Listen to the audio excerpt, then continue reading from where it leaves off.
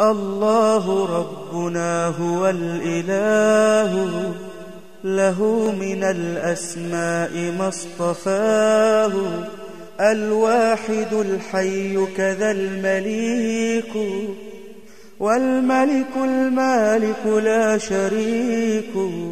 الله ربنا هو الإله، له من الأسماء ما اصطفاه، الواحد الحي كذا المليك. بسم الله الرحمن الرحيم. الحمد لله والصلاة والسلام على سيدنا ونبينا محمد وآله الطاهرين.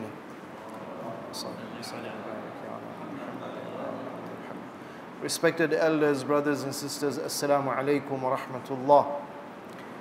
In our discussion of the Hajj Masael, we have looked into the details of how should we prepare for the Hajj, who is it obligatory upon, what are the expert opinions we are supposed to follow of the mujtahid, what is the health requirement. If a person is unable to physically, then it is not obligatory, he has to appoint somebody else if there is no hope of recovery. We looked into the wealth, financial ability, we looked into the obligations that are outstanding that have to be paid, and we looked into the necessity of also doing wasiyah should, in case, God forbid, a situation arise where our obligations continue beyond our life. And then we also looked into the recommendations of visiting the holy city of Medina, the salah in the masjid of the Prophet sallallahu alaihi wasallam, the ziyarah of the holy beings. So in Medina, we will be blessed with living in an environment where the Holy Prophet sallallahu alaihi wasallam lived, migrated to, lived, and finally died. Though he could have gone back to Makkah, but he chose to continue to stay in Medina. And the surahs of the Quran and the verses of the Quran revealed there, and the holy mosques which are there, and the ziyarah of the ma'asumeen, and that is the place of hijrah, and some of the greatest Muslim warriors who defended Islam are buried in that holy land. And finally, as we continue our preparation now, we will begin with the Hajj itself. But before I start with the Hajj, once again a quick reminder. We should keep a program for ourselves whereby we should try to attend prayers regularly, both the Farida prayers and the Nawafil prayers in the Masjid al-Nabi sallallahu alayhi wa alihi. Try as much as possible to recite the Quran, especially those surahs revealed in Medina. Try as much as possible to visit the historical sites and learn the history, what happened and how the Quran was revealed to guide the Muslims during those historical events. For example, Uhud and Ahzab and Quba and Qiblatain, and there are other places also if time allows. And Hajj basically is an opportunity whereby people from all parts of the world will be visiting. People of our mazhab, people of other mazhabs. And therefore this is a wonderful opportunity to be able to interact, to learn, to exchange ideas and experiences. But one important reminder, politically we are living in sensitive times. There is unfortunately a war going on. There are terrorist threats. Unfortunately there is negative propaganda about some mazhabs, and therefore we should try to avoid unnecessary behavior which could provoke the authorities against us. And also, for example, the Masjid al-Nabawi, or between Masjid al-Nabawi sallallahu alayhi wa and Baqi, or in Uhud, or in other places we may go to. There may be others who differ with us in our beliefs, in our practices, and they may want to engage with us in discussion about tawassul, about shafa'ah, about ziyarah. Do it privately, do it in an unprovocative manner. We should not. We have seen this in the past, it has happened. You may do something unknowingly that this is provocative and they can arrest you and cause problems. So try to avoid unnecessary discussions and provocations. If they start making their preachings about shafa'ah and about tawassul and about ziyarah being haram, just keep silent. And then once they're gone, you can continue privately with your visit. So we will be spending these moments in the holy city of Medina, not only doing the ziyarah, but from the ziyarah preparing for the Hajj. How so? Consider the fact that as we go and make the ziyarah of the Holy Prophet sallallahu alaihi wasallam, of his holy daughter, of the holy Imams, we shall be showing our appreciation of who they are, how they were chosen by God, why they were chosen by God. So in other words, I am reminding myself that they are the role models I shall be following in everything that I do in Hajj and after Hajj.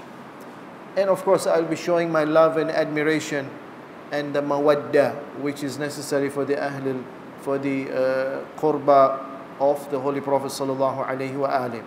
I will also be getting a chance to assess myself. Where are my deficiencies? How should I bring my standard up to become a loyal follower of these holy chosen beings? I will also try to ask for forgiveness for my mistakes and my sins and seek their shafa'ah as God has given them the power to give shafa'ah. And ultimately, I will associate myself with those who are the loyal followers of the truth and declare my dissociation from those who are open, public, defiant opponents of the truth. Interesting thing is, if we do ziyarah in this sense, then the riwayah says that you get the thawab of doing Hajj with the Prophet sallallahu alaihi wasallam. So already just the process of ziyarah is mentally and spiritually preparing me for that Hajj trip to proceed to Mecca. And therefore, we shall begin the Hajj by going to the beginning point of Hajj, which is Masjid al-Shajara, outside Medina, about 12 or so kilometers away from Masjid al-Nabi sallallahu alayhi wa alihi, where the Holy Prophet sallallahu alayhi wa alihi himself began his Umrah and then later on his Hajj. A very quick reminder, what is Hajj? Once in a lifetime it is compulsory on everyone who is able and capable, and it is known as Hajjul Islam or Hajjatul Islam. It is made up of two parts: the lesser pilgrimage Umrah and the bigger pilgrimage, the Hajj. But because Hajj is of different types, there's Hajj Qiran and Hajj Ifrad, the particular Hajj which is obligatory on us coming from far away is known as Tamattu'. So we will be doing Umrah to Tamattu', and then we'll be taking a break in Mecca, and afterwards during the season of Hajj 9th Zil Hijjah, we'll be doing Hajj Tamattu'. Each of these two, lesser pilgrimage and bigger pilgrimage, is made up of specific acts. But we will begin with Umrah Tamattu'.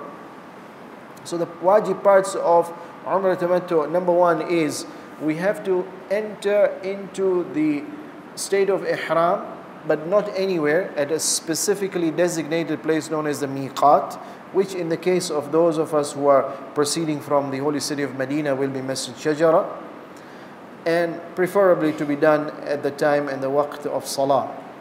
Step number two, once we enter into Ihram, then there are certain restrictions which begin to apply to us. All the other ibadat also have restrictions. If we want to pray Salah, there are 9-10 restrictions that apply. We cannot turn our face away from the Qibla. We can't talk to anybody during our communication with our Lord. We can't laugh. We can't cry. There are several restrictions. In fasting also, there are several restrictions. You can't eat, you can't drink, and the other activities. Likewise, for the Hajj, there are restrictions. The Ihram restrictions and prohibitions, there are 26 of them. They begin to apply from the time we enter into Ihram at the Miqat, which is Masjid Shajara for us. And then step 3 of the Umrah to Tamattu', in the state of Ihram, now we are allowed and qualified to enter the Haram, and inside the Haram the city of Mecca, and inside the city of Mecca, Masjid al-Haram, and in Masjid al-Haram we shall do the tawaf. And the tawaf has got its own procedure. We will look into the details later on. We have to begin from Hajar al-Aswad, we have to finish at Hajar al-Aswad. Hajar al-Aswad is that heavenly stone on the earth which connects us physically to the realm above. So we begin our bay'ah at the Hajar al-Aswad, and then we begin our tawaf. On completion of tawaf, the fourth act, which is obligatory, is known as Salatul Tawaf. Near the Kaaba, there is a place known as Maqam Ibrahim, which is the station of Ibrahim alayhi salam. We have to go and stand behind the Maqam Ibrahim and offer 2 rak'ah salah as a completion of the ibadah of tawaf, in following the example of Ibrahim alayhi salam. And then the compulsory act number 5 is to then proceed to the 2 mountains of Safa and Marwa and perform 7 rounds of tawaf or sa'i, which is a representation of the struggle and the sacrifice that was made by Lady Hajar in support for that innocent, defenseless infant who was thirsty and hungry. And we complete the Umrah Tamattu with the final wajib act, which is known as taqsir, or trimming, not shaving. Trimming, both for lady pilgrims and gentlemen, which marks the end of Umrah Tamattu. Just like in Salah we make Assalamu alaikum wa rahmatullah, likewise trimming becomes the salam and the completion of the Umrah, and we are out of the restrictions that had applied to us temporarily by the Ihram. This is a quick outline. We'll look into the details now of each of these steps.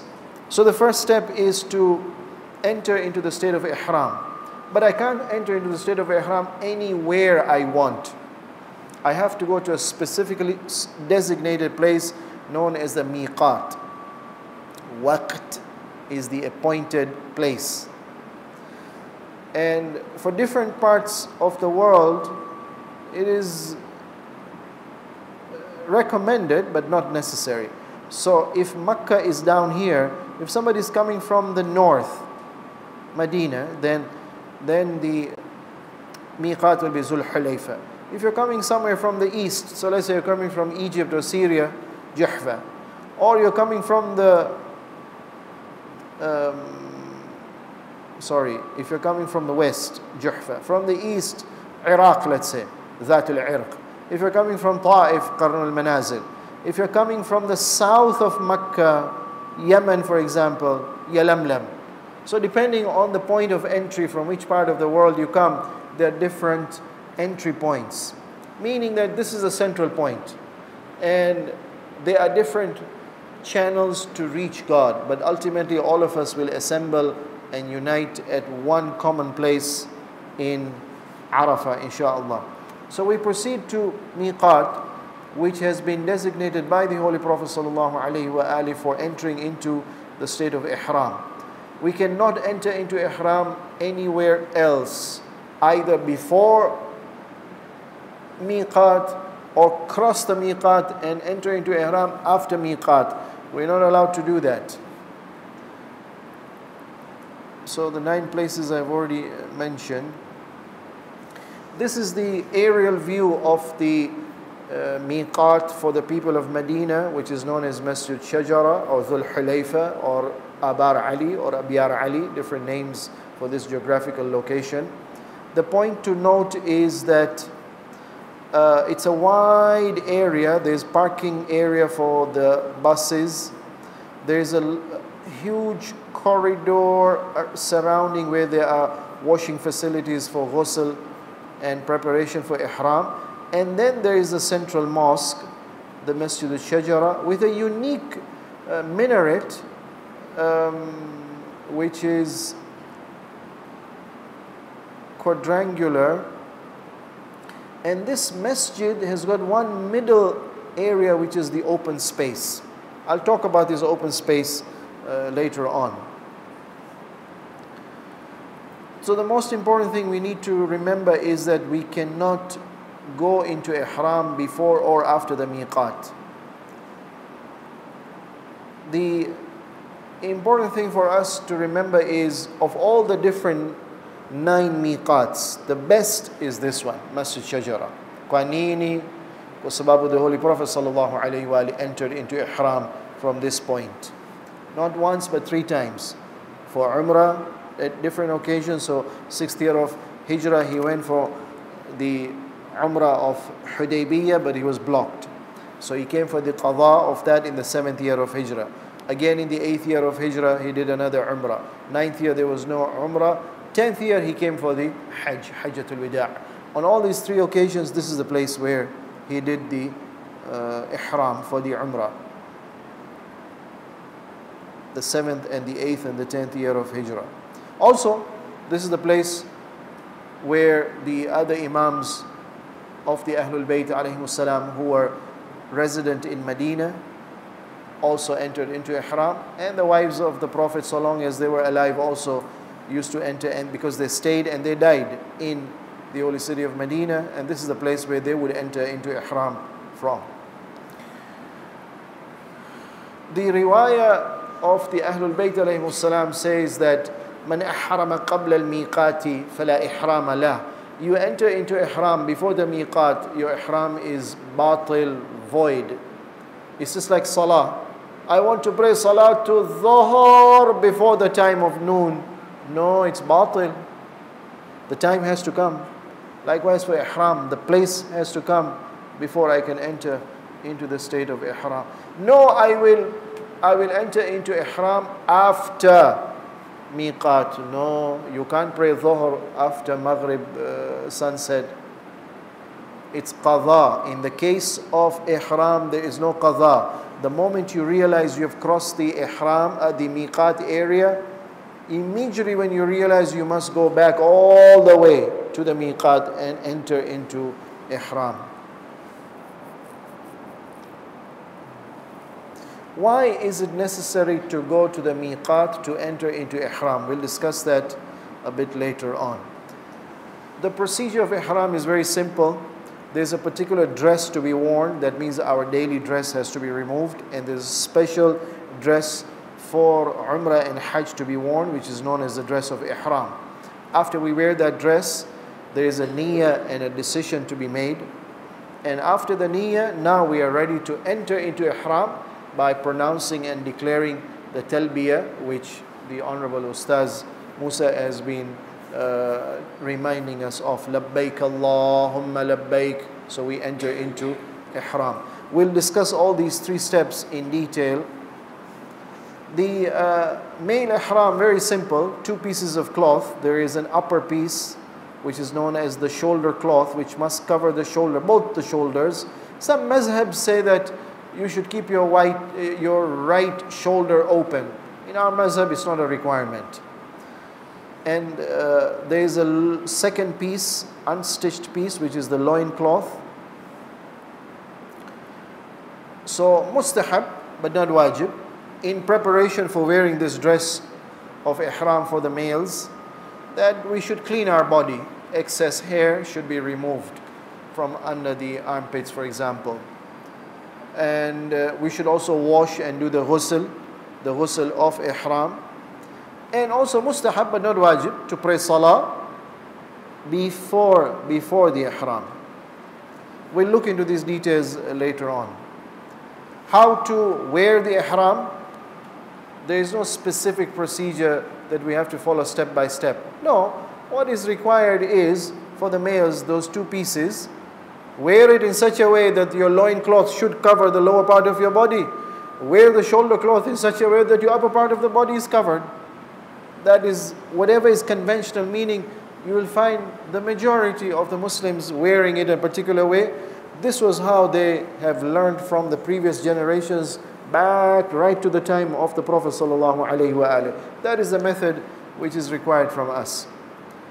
What's important is to know the parts of the body that have to be covered. For the loin cloth, for the males, it should cover the navel. So it's better to wear it a little above the navel. The navel should be fully covered till below the knees. That's wajib. Mustahab to extend it down till the ankle. The shoulder cloth, the shoulders, the chest, and the back has to be covered. What about the requirement of the type or the texture of the material of the dress? Same requirements as for salah. Whatever dress is valid for salah is valid for ihram. What is invalid for salah is invalid for ihram. So no silk and no golden embellishments, and not made from the skin of haram animals, and preferably should be of cotton. The riwayah says, كل ثوب تصلي فيه فلا بأس أن تحرم فيه. Whatever dress you use for your salah, so also it's valid to use it for your ihram. It seems as if we are entering into an act of ibadah. Just like salah is ibadah, to be in the state of ihram through this particular dress, we are in a state of ibadah. We will see how it is necessary to always make sure that the dress is tahir. Should it become najis, just like the masjid, the moment it becomes najis, immediately we should cleanse that najasa. Likewise the dress of ihram, it should not be najis. Is it allowed to use any fastening element to fasten, let's say, the two sides of the shoulder cloth or the loin cloth?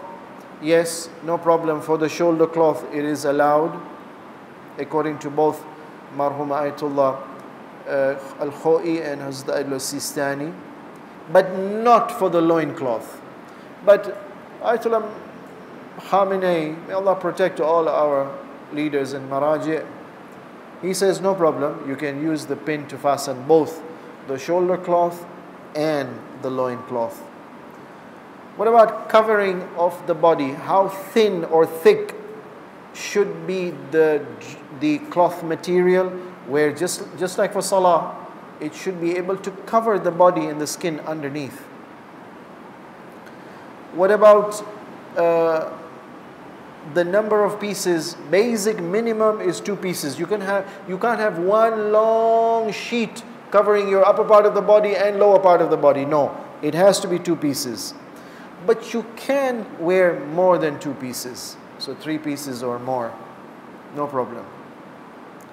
And one very important requirement, always make sure that when you start wearing the dress, it must be tahir, and throughout the time period till you get out of the state of ihram in Marwa, when you finish the 7th round and you do the taqsir, till that time you must make sure it is tahir. Makruh, but not haram. Makruh to wear a dark colored ihram dress. Makruh to start with a dirty, dusty ihram dress. But if during the process of ihram it becomes dirty or dusty, no problem. Makruh for it to be decorated. Most important, it must be halal, from wealth which has been taxed and the financial obligations and dues have been paid. So once I wear the ihram dress, am I allowed to remove it? This model shows that the chest is open. Yeah, no problem. At the time of entering into ihram, you cover your chest. But once you are into ihram, you can open your chest, no problem. This is for males. What about if somebody wants to change? I use 2 pieces in the miqat to enter into ihram. God forbid, we reached a place, we had to visit the washroom and the dress becomes najis. Am I allowed to remove and change and take a 3rd piece? No problem, we're allowed to do that. But no, otherwise you take the first piece and wash it and remove the najasa. But recommended, if you choose a 3rd piece or a 4th piece, when you reach Makkah and you proceed for tawaf, better but not wajib. Better to wear that original 2 dresses, 2 pieces that you wore in the miqat. What's so important about the dress? Where human beings have evolved to wear a dress to express themselves, their status, their position, their wealth, their power, their beauty. And of course, dress also is a means to impress others and please others. Ihram is the time where, no, I'm not trying to show off myself now. Who are you expressing to? What for? And impressing who? I'm not supposed to impress others. I'm supposed to impress God. And God knows my inside more than my outside. I can't fool God. So, Ihram is a training and a reminder to us that the basic requirement is be as simple as possible when you go before God. Be clean, be sincere, be honest, be open with God and ask for forgiveness. The spiritual dimension of traveling to the miqat, removing our daily dress, the stitched dress, cleaning our body from excess hair growth, washing our body with ghusl. What is the spiritual significance of this? In the riwayah, Imam Zayn al-Abidin alayhi salam talks to Shibli and tells Shibli, did you go to the miqat? Yes. Did you remove your stitched clothing? Yes. Did you remove the excess hair before the ghusl? Yes. Did you perform the mustahab ghusl for the ihram? Yes. So when you did all these things, physical, did you also have a spiritual dimension? So Imam alayhi salam asks him, did you make the niyyah that we are traveling from Medina 12 kilometers away to a specific point known as Masjid Shajara?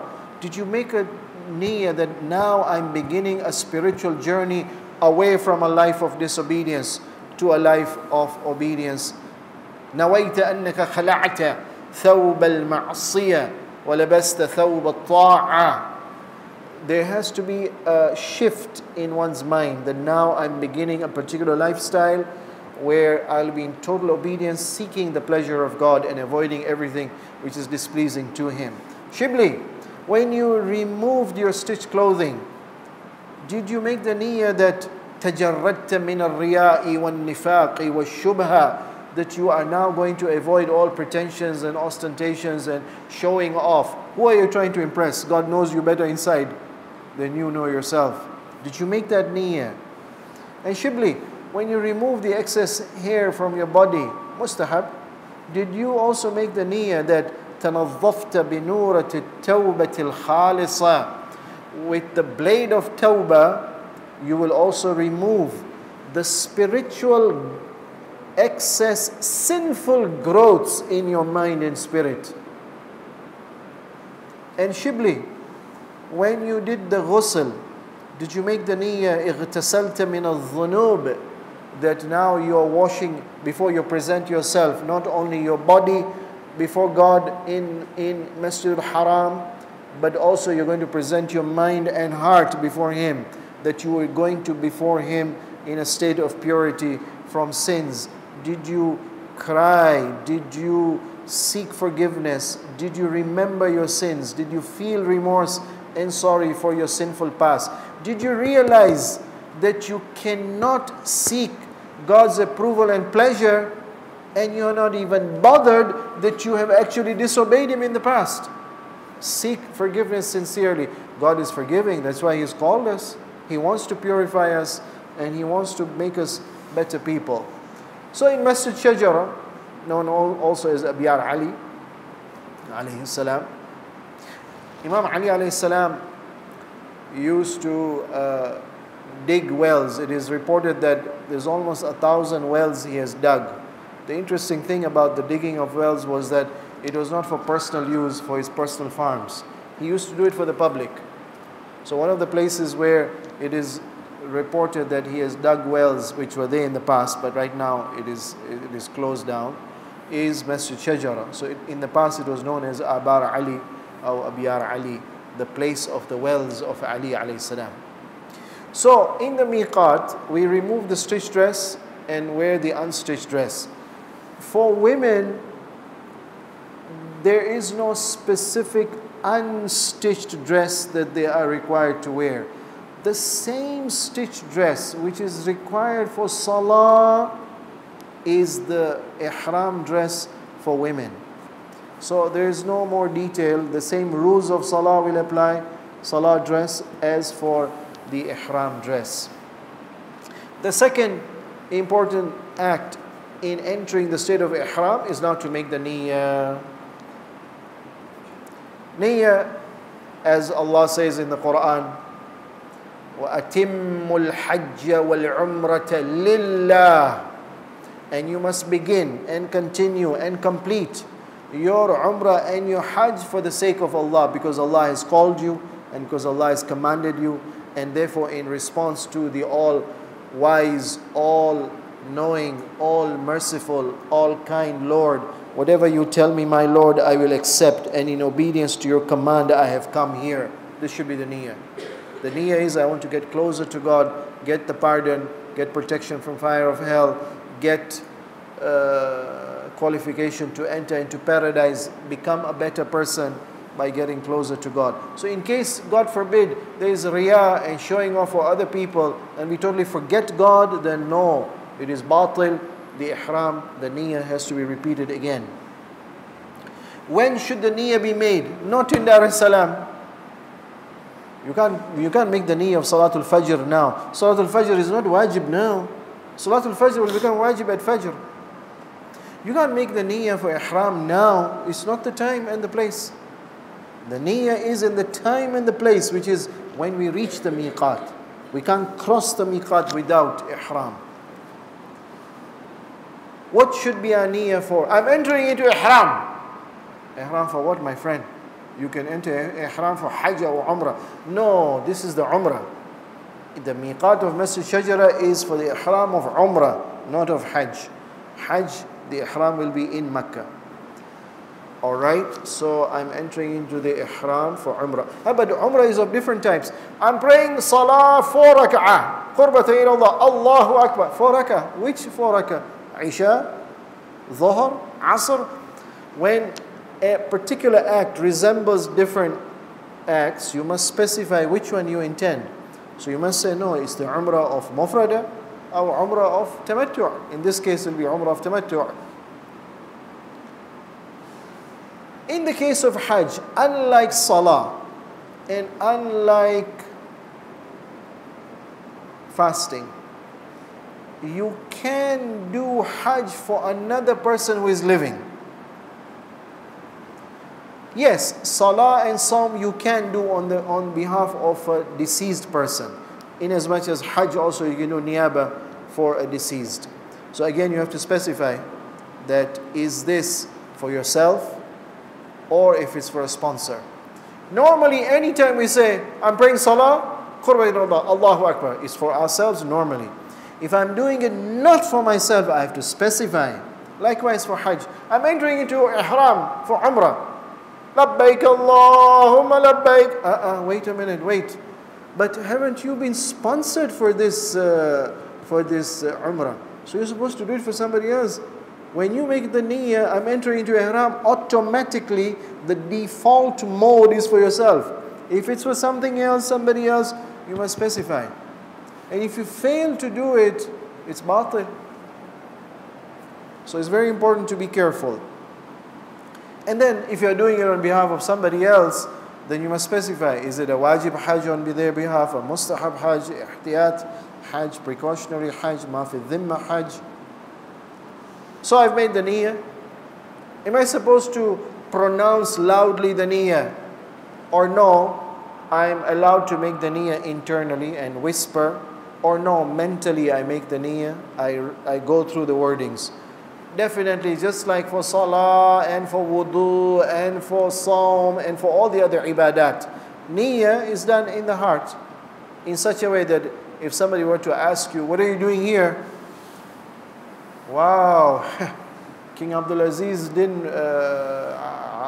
Umar bin Abdul Aziz didn't make the good mosque, but yes, the Saudi king has made a great mosque here, Masjid Shajara.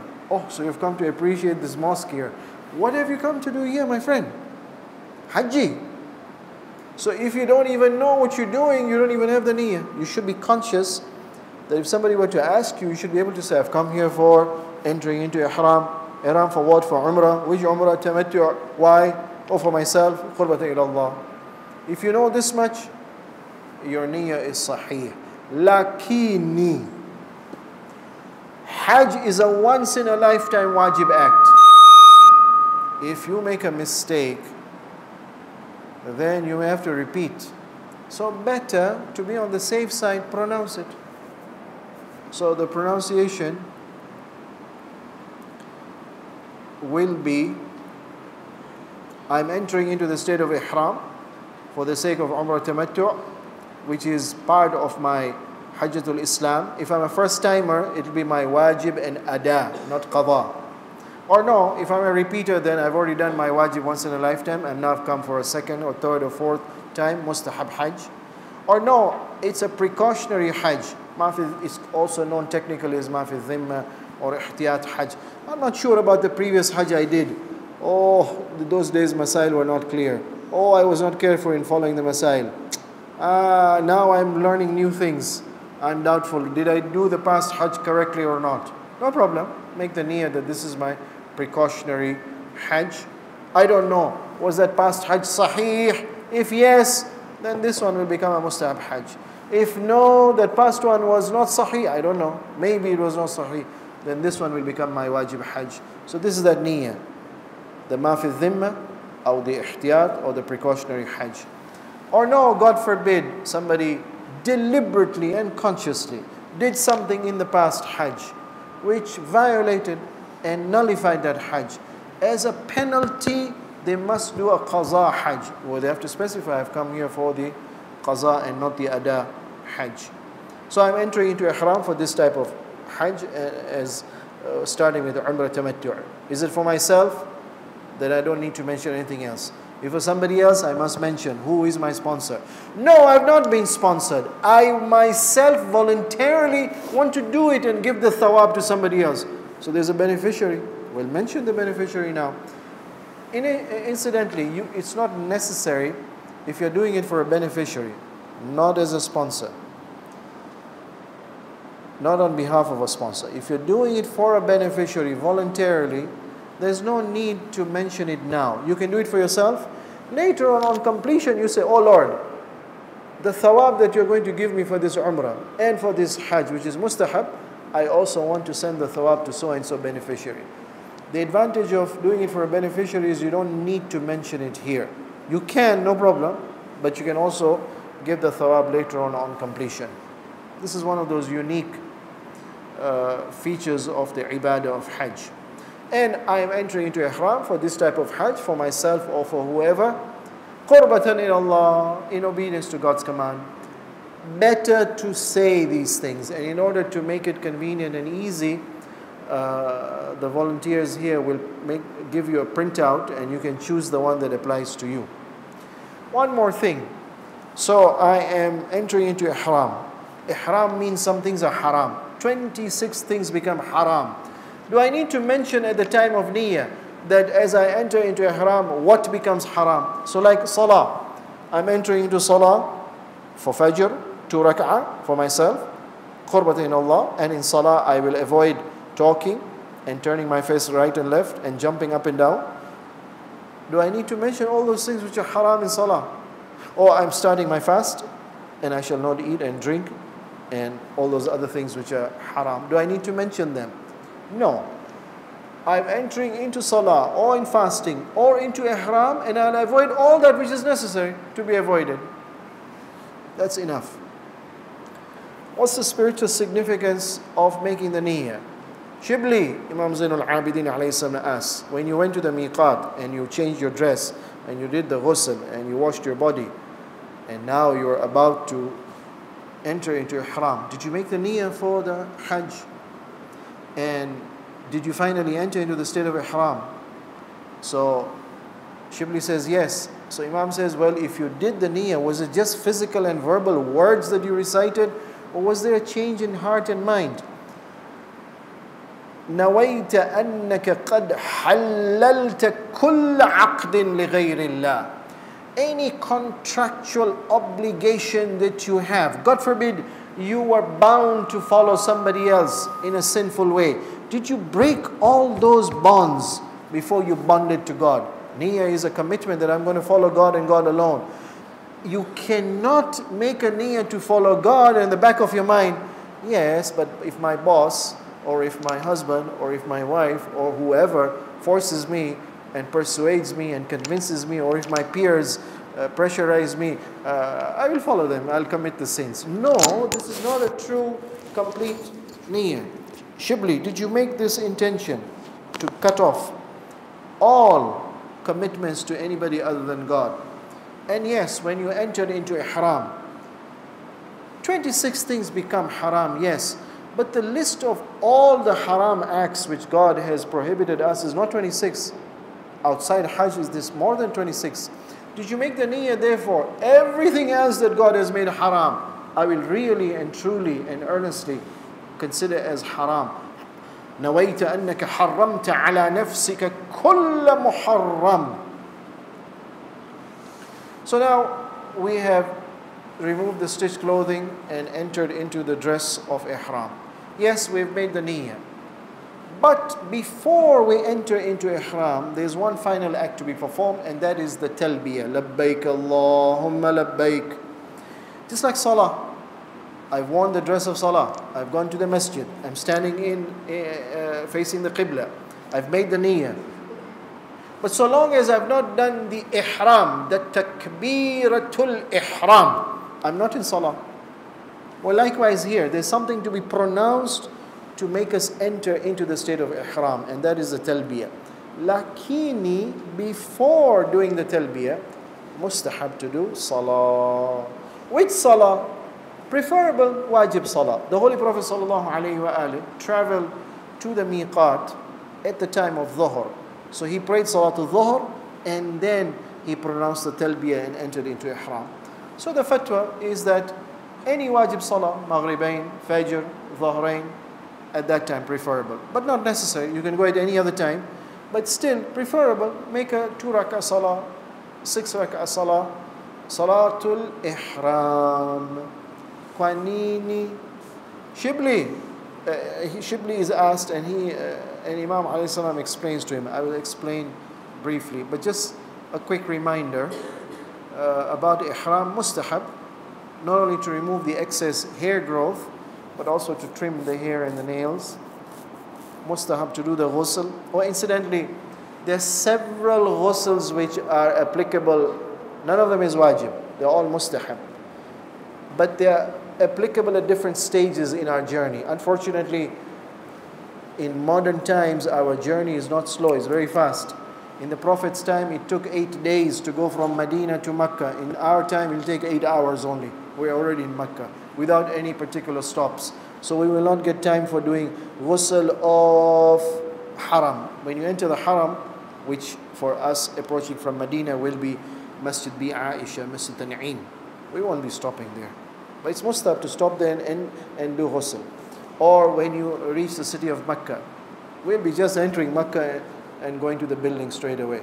Or when we go to Masjid al-Haram, or when we do the tawaf, or if it is a Jumu'ah, mustahab to do the ghusl of Jumu'ah. Or is there any other wajib ghusl that is pending. So all these niyyats can be combined when we do the ghusl. Better for salah time, dhuhr, or any wajib time, or qadha. Or better, you can pray a qadha salah and then enter into ihram.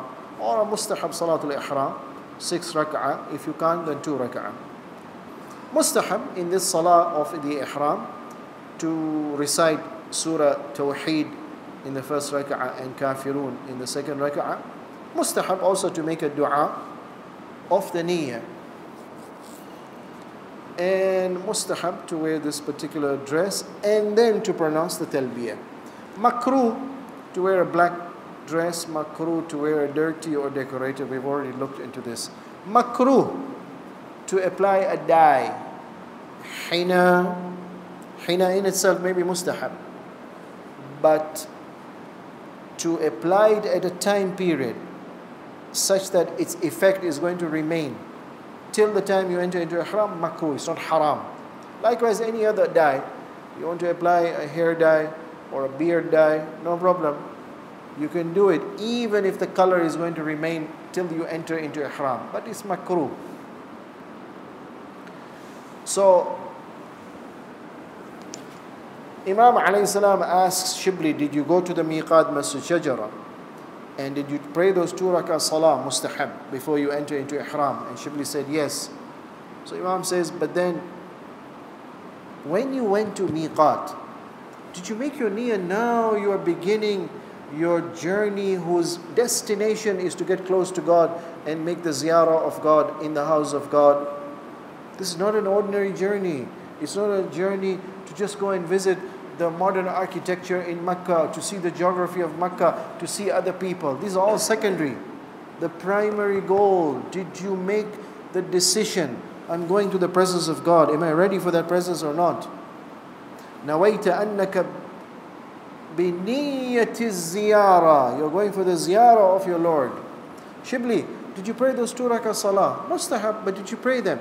And when you prayed the salah, did you make the niyyah? I want to get close to God. I want to please God. So let me start my journey of pleasing God by that act which is the most pleasing to God. Salah. Did you start your journey? تَقَرَّبْتَ إِلَى اللَّهِ بِخَيْرِ الْأَعْمَالِ.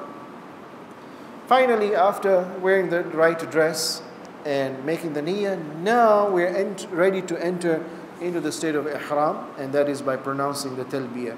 The talbiyah has got a wajib part and a mustahab part. The 4 labbaiks are wajib. Labbaik Allahumma labbaik. Labbaik la sharika laka labbaik. Wajib. You are into ihram. You are just like salah. When you say after the niyyah and facing the qibla, Allahu Akbar, you are into salah. Haram now to break your salah. Once you are into ihram, haram now to come out of ihram unless you finish the tawaf, salatul tawaf, the sa'i and the taqseer. So these four words are very important. But mustahab in the talbiyah to also add something. Innal hamda wan ni'mata laka wal mulk la sharika laka labbaik. Mustahab, but not wajib. In the riwayah of Imam Sadiq alayhi salam reported by Muawiyah bin Ammar, he says that لا بد من التلبيات الأربع. These are wajib. هي التوحيد. This is the true tawheed, the declaration of the talbiyah. هي الفريضة. Only these are wajib, those 4. More than that is mustahab. And if it is true tawheed, biha labba al-mursalun. All the messengers came here. And all the messengers pronounced these words. These are profound words. The Master of the universe has called. Did you hear the call? Are you declaring your readiness to respond from now onwards? Every step, every word, every dress, every action, every look, every touch, everything that you're going to do now onwards is labbaik Allahumma labbaik. Yes, Master, I've come. In your obedience and submission to you, I've come. And therefore, it is even makruh. You know, if somebody who's your boss, your husband, your authority, your elder, grandparent, whatever, and he calls you, in other situations you will say, labbaik. Yes, sir. What can I do for you? They say, in the Swahili culture, you say, abe, when somebody calls you. Could be labbaik. Abe. No, now in ihram when you say labbaik Allahumma labbaik, no more abe to anybody else. Only to Allah. Biha labbal mursalun. But innal hamda is mustahab. Important, of course, is to be able to pronounce this correctly, and that's why we've requested Ustaz Musa to give us that training. Finally, purity and tahara. Is it necessary that at the time of pronouncing the talbiyah, that we should be in the state of tahara, wudu or ghusl? No, not required. You can be without wudu, without ghusl, and you can enter. Makruh to say labbaik to a human call. Makruh to take a bath. Mustahab to take ghusl, but makruh to take a bath. Makruh to brush teeth excessively. Miswak is mustahab, but avoid excessive brushing whereby you could possibly bleed. Makruh to scrub the face You want to make wudu, you're removing the dirt. Avoid scrubbing because that may cause hair fall. Makruh, not haram. Makruh to use a particular pillow cover. Makruh to poetry. Poetry in itself could be halal, could be mustahab. But in the state of ihram, makruh, avoid. You want to sing somebody's praise, sing the praise of God and God alone. Makruh to engage in any playful activity, for example, wrestling. I stop here for the Masael of ihram. The next session will be about what is now haram, those 26 things which are haram in the state of ihram. But before I end, I just want to share with you what those people who are serious, who are sincere, who are earnest, for whom their minds and hearts, they are simply devoted and focused to God. Look at how they think. So when you say, yes, Master, I have come, you say, labbaik, with all sincerity, oh my Lord, I've come. I come with my body, I've come with my skin, my hair, my eyes, my ears, my thoughts, my feelings, everything is here for you. Yes, Master. You tell me what to do, I will obey. But, so if they say, oh, why did you come here? So this scholar, this mystic says, if I get this question, I will say, oh my Lord, where else can I go? I'm in trouble. I'm in problems. I've come here because you called me. I know I don't deserve. I know I'm sinful. I know if I knock the door at the door of a rich person, powerful person seeking help, and I have purposely spoken against him, done things against him, I've displeased him, the moment he sees me, he will kick me out from the door. But not you, my Lord. Where else can I go? I'm sinful, O Lord. Labbaik Allahumma labbaik. Alright, so you've decided to come here. With whose permission have you come here? Who has allowed you to come and knock on this door? Who has allowed you to come and enter and make this tawaf and seeking from us? Tell them, yes, I don't deserve, but you are too generous to reject and send away somebody who is begging.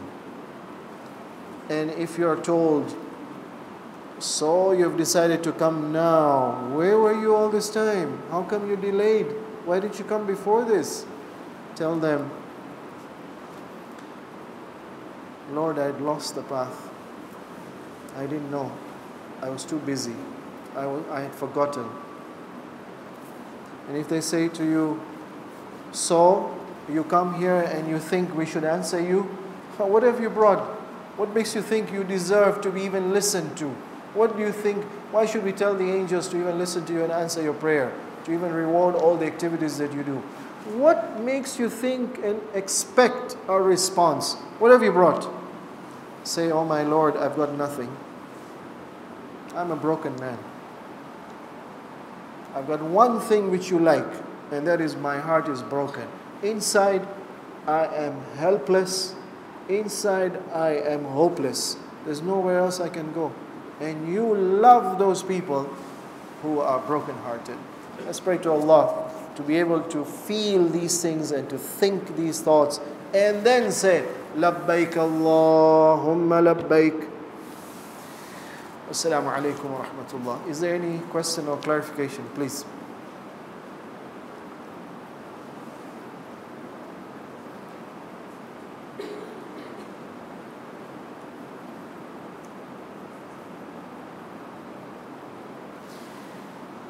The hadith says, whoever enters into the state of mind, whereby they are preparing now, they're thinking, they start getting the thawab of Hajj even from now. So you notice when you're learning what we're supposed to do there, and you're beginning to think of Hajj, and now your attitude is changing, and your lifestyle is changing, inshallah, already the thawab will begin to be rewarded. Wassalamu alaikum wa rahmatullah. Billahi min ash-shaytan ar-rajim. Bismillahir Rahmanir Rahim. Alhamdulillahi Rabbil Alameen. والصلاة والسلام على خاتم الأنبياء والمرسلين وعلى آله الطيبين الطاهرين اللهم صل على محمد وآل محمد اللهم صل على محمد وآل محمد اللهم صل على محمد وآل محمد. Tunafungua jalsa yetu kwa kukariri Qur'ani sura hizi ndogo ndogo kwa ajili ya sala. Nitasoma na ninyi mnanifuata. A'udhu billahi minash shaitanir rajim.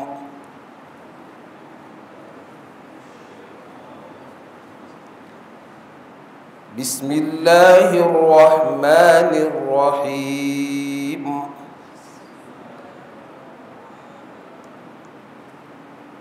Alhamdulillahi rabbil alamin.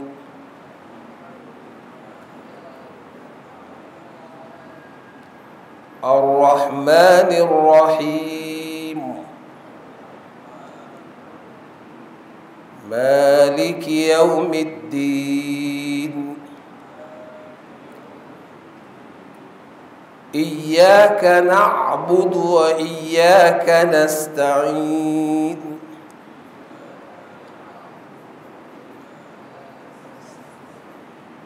اهدنا الصراط المستقيم صراط الذين أنعمت عليهم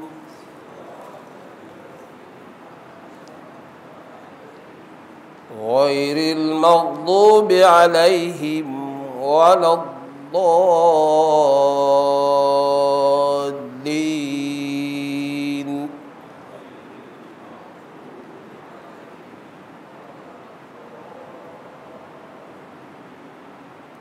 بسم الله الرحمن الرحيم.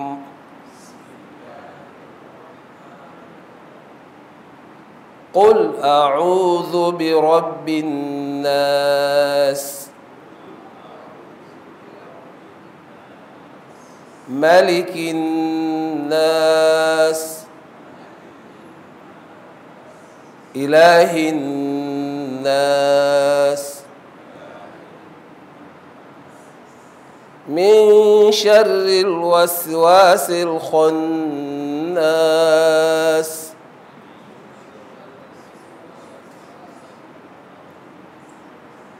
الذي يوسوس في صدور الناس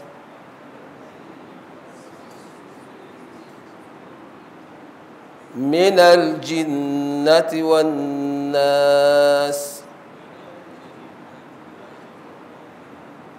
بسم الله الرحمن الرحيم.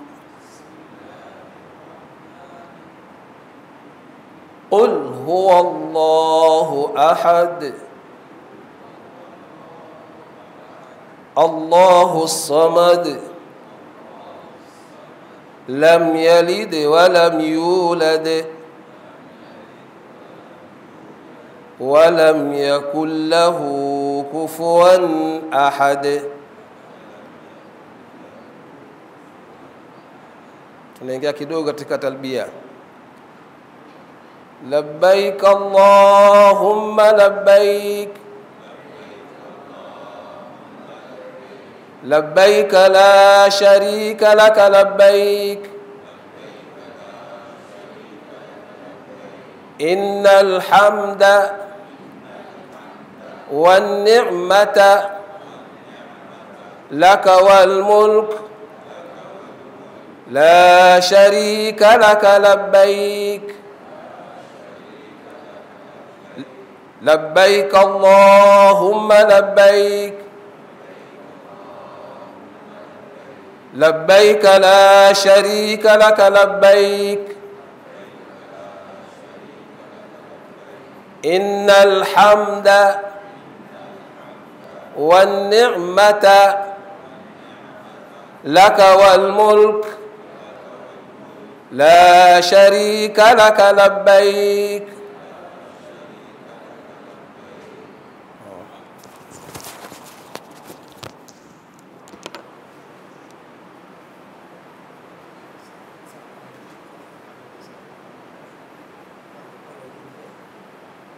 الشيطان اللعين الرجيم.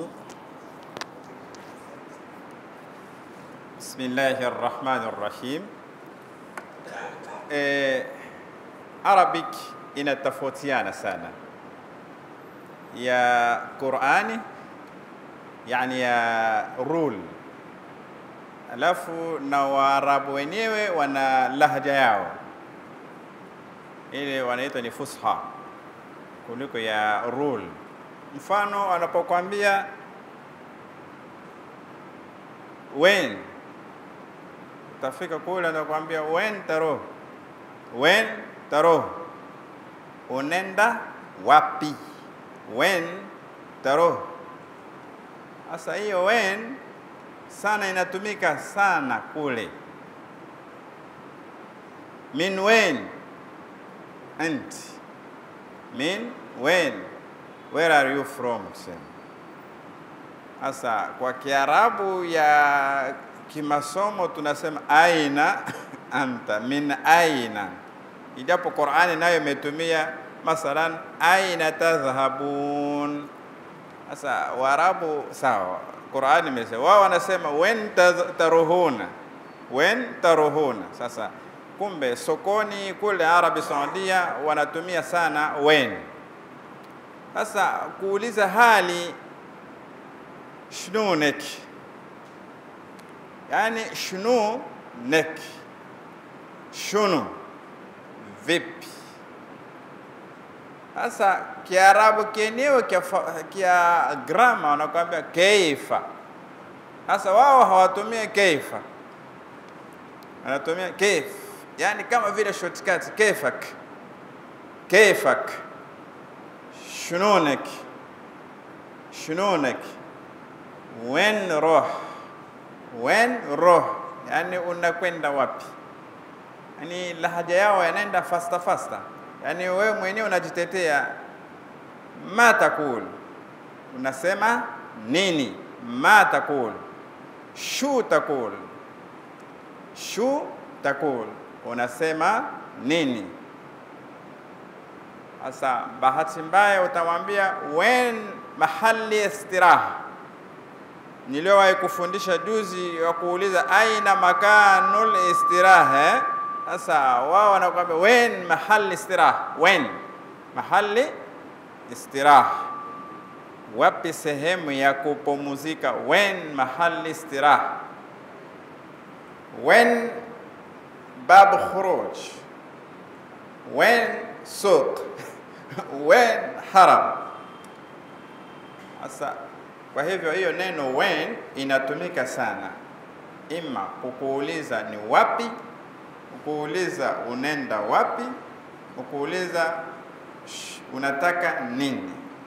Hiyo neno when na wewe uitumia huko. Sasa hiyo neno lingine uridu, hiyo ndio sana linatumika sana. Uridu, I want. Uridu bitwikha, mfano tikiti. Hiyo tikiti inaitwa bitwikh, basa ni muda wa matunda sana. Uridu tufah, apple. Uridu al-mauz, nini, ndizi. Sasa nazo ziko nyingi kule sana. Uridu al-bitikh, hiyo tikiti. Sasa hiyo neno urid ina maana nyingi sana, itakusaidia sana. Kila unachokitaka utasema urid, nataka. Urid khuruj, nataka kuondoka. Urid roh, nataka kwenda. Hivyo ukimuuliza shul khabar, mal khabar, yani habari vipi, shul khabar, mal khabar. Sababu wenzetu wanaongea Arabiki haraka hivi. Asa utasema la shay'un, la urid shay'a, sitaki kitu. Ma fahimtu, sija, I don't understand. Ma fahimtu, sijafahamu. Ma fahimtu, la aqul, sijasema. Ma aqul, sijasema.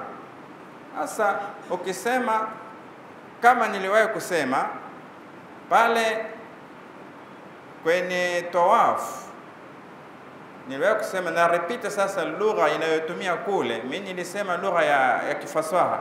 Sasa pale kule kwenye tawaf watu wanasukumana sana. Utamwambia ya haji mahlan mahlan mahlan, ni slow mahlan, shwaya atakuelewa. Mahlan. La tadfa, utasema la sari, sio haraka, shwaya.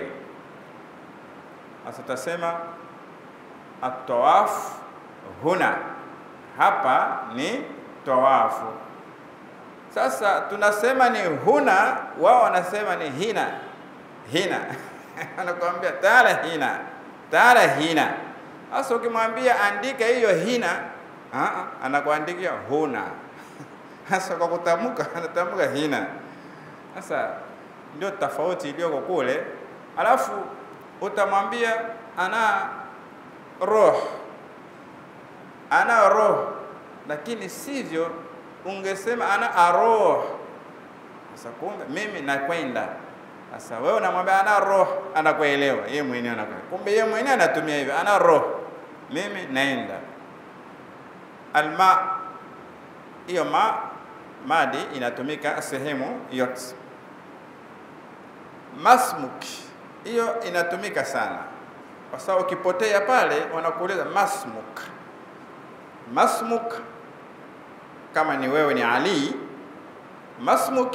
Sasa wao yani Kiarabu kyao hawatofautisha sana mwanaume na mwanamke, yote anapiga tu masmuk. Au kimwona mwanamume naye masmuka, basi wewe utajibu ana fulani, mimi Ali, mimi ni Fatima, ana fulani. Wen roh, anakuuliza sasa hivi, wen roh, unaenda wapi? Sasa kwa Kiarabu sisi, mimi ndio mwalimu wa Kiarabu, hatufundishe hivi mwanamke nimwambie tena wen roh. Hapana, mwanamke tunamwambia wen tazhabina au wen taruhina. Sasa yeye hawezi kusema wen taruhina, wen roh. Sasa anakuuliza shortcut wen roh, basi utamuelewa kumbe anakusudia unaenda wapi. Jib, akiwaambia jib taala, leta, jib ni leta. Sasa Kiarabu kia kwao wanaongea vingine, lakini kwenye vitabu vyetu vya grama havipo. Kwa hivyo ni hiyo fusha ya kuwasaidia kule. Mfano ukimwambia ana ahtaj, nataka. Uko supermarket kule, supermarket, nataka ahtaju hidha. Kwa hiyo hidha kiatu, kwa sababu wanaume wengine wao wanapenda kuvaa kiatu. Ahtaju hidha, sasa mahtaju. Sasa ukisema ahtaj, nataka.